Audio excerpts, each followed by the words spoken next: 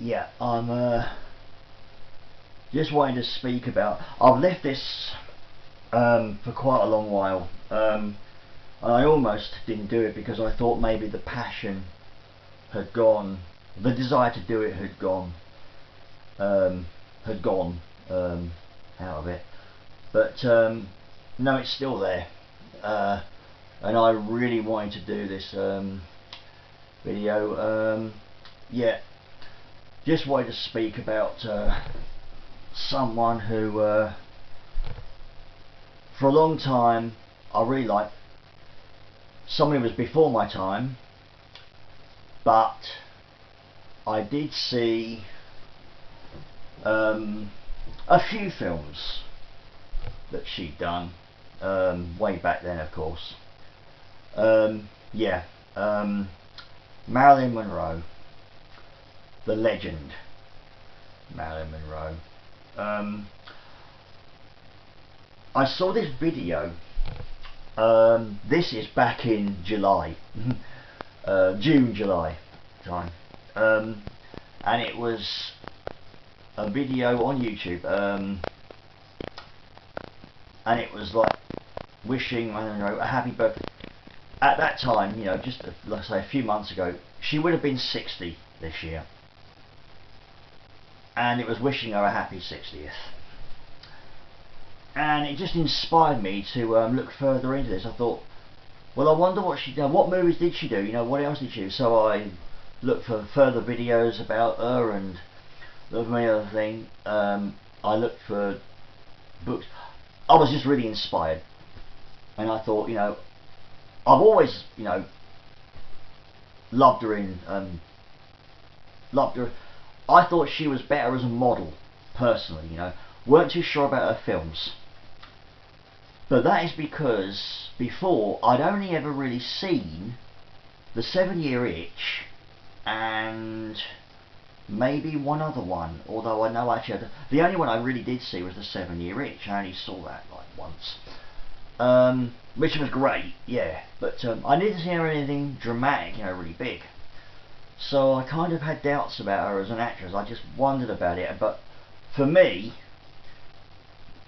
even though she was before my time, I've always believed she's the greatest model who ever lived. And there was just such a magic about her. And yeah, so I looked and saw what there was online. And it turns out she did 30 movies in her life. And so I had to check them out, see if any of these films were available. Many of them were. They are. A few were expensive, but there you go. And I ended up getting about 9 in the end. Many comedies. I got How to Marry a Millionaire. I got 7-Year Itch, of course. I got Monkey Business. How to Marry a Millionaire is really funny. Really like that. A few of the others, not so great.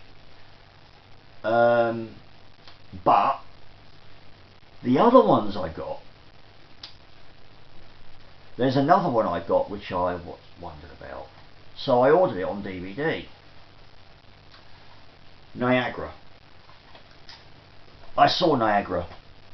Bit nervy about it, and I was really anxious about it. I hoped it would be really good. I really wanted to like it because in it Marilyn Monroe plays a villain. Genius touch, brilliant touch. Marilyn Monroe playing a villain. I thought, what a great idea. The ultimate. Marilyn Monroe was I knew she would be a great femme fatale. And boy, I was not wrong. Niagara was outstanding, and Marilyn Monroe was brilliant in it. And so I completely changed my mind about her as an actress. Yeah, I saw Niagara. I've seen it now 3 times, and I'm now considering it on Blu-ray. It is just a brilliant, genius thriller. And yeah, Marilyn Monroe, honestly, she is outstanding. Lingers on her a long time, but of course it would. You know, it just makes the most of her amazing sexuality on screen. But yeah, she is the villain. and she's just so much fun as the villain. She is phenomenal. And there's also another one which I found online. It's a movie, it was her first dramatic role apparently, Don't Bother to Knock, in which she plays a disturbed babysitter who will stop at nothing to get some time with a neighbour, this guy played by Richard Widmark. She's brilliant in that as well. There are some really hair-raising scenes there. The movie is black and white, but it's a really creepy and Marilyn Monroe delivers a provocative but chilling performance as this disturbed babysitter, and it is just brilliant. There's one particular scene in it when she looks like she's going to do something really bad, but I won't say what it is, no spoilers here. But yeah, it's a brilliant movie. So for me, Don't Bother to Knock and Niagara are the outstanding films. Terrific thrillers. And of course, there are a few that I'm not going to touch. I just don't like them, but I'm not going to go into them. But for the most part, yeah. She did some amazing movies. Yeah, she did some brilliant. In her Life as It Was, I think she did a very impressive amount. She did have a very impressive resume, despite an early or an untimely exit. But the other one is a film which I know about, but I never bothered finding anything more about it. But the other one, yeah, it's I got the video. This was quite a bit of money, but it's not surprising. Yeah, Marilyn Monroe, The Final Days. This details, it's a documentary and a film kind of wrapped in one.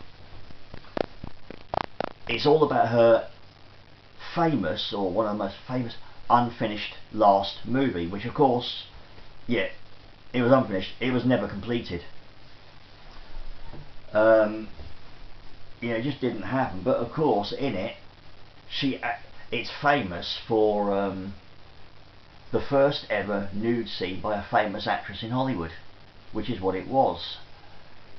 And on the documentary, yeah, she only turned up for work like barely half the days that she was actually hired for, so annoyed a lot of people on there. But well, regardless of that, they were all prepared to forgive her when she was going to do this one scene, and of course it's become really famous. But then of course she was eventually fired, and the movie was shelved, never completed, until apparently, so it said on the documentary, many years later, I think in 1999, I think it was, the movie was rediscovered in the vaults of 20th Century Fox, and it was remastered, yeah, completely restored, remastered, and released as well as they could release it with what the footage that they had, which I think is great. And it's really decent. I've seen it a couple of times already, the documentary and the film. Yeah, something's got to give, of course. But it does make me wonder. Yeah, it makes me wonder. After looking at it, it's brilliantly narrated by James Coburn, by the way. Yeah. Terrific film. But, or what might have been a terrific film. But yeah, after looking at it, you just can't help but wonder what might have been. What if Something's Got to Give had been completed back then and it had been released? Remember, this was a movie featuring the first ever nude scene by a famous actress. Can you imagine the fuss that would have been made back then in the early 60s if this had have hit the box office, if this had have hit cinemas, I personally think it would have been an absolute phenomenon. It would have stormed to the top and it would have stayed there. I think it would have become the biggest box office grossing film in history. It would have knocked, well, what was the top gross at the time, would have knocked it for 6. But of course we'll never know. Cannot help but wonder though, really can't. I do think about it sometimes now that I've seen it through. But yeah, it's the movie that might have been. But yeah, Marilyn Monroe. I was so wrong about her, having doubts about her as an actress. I was thankfully so wrong. And I also saw some videos on YouTube where people go to this statue or whatever it is. It's a porcelain statue with the skirt you might not have seen in that movie. I think it's on Palm Springs or something. It's in Palm Springs somewhere in California. And people nearly every year gather around it and celebrate her birthday. I think that's wonderful, you know. The only thing I would say, after looking at the documentary, of course, and just apart from that, I wish Marilyn could have been happier. That's all. Yeah. I hope she was happy-ish, but yeah. I just wish she could have been happier, you know.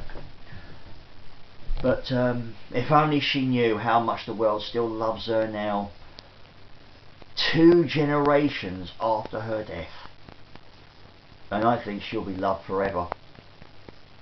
And she is a legend. And that to me is wonderful. She's still an icon of popular culture even today after all this time. And I love that.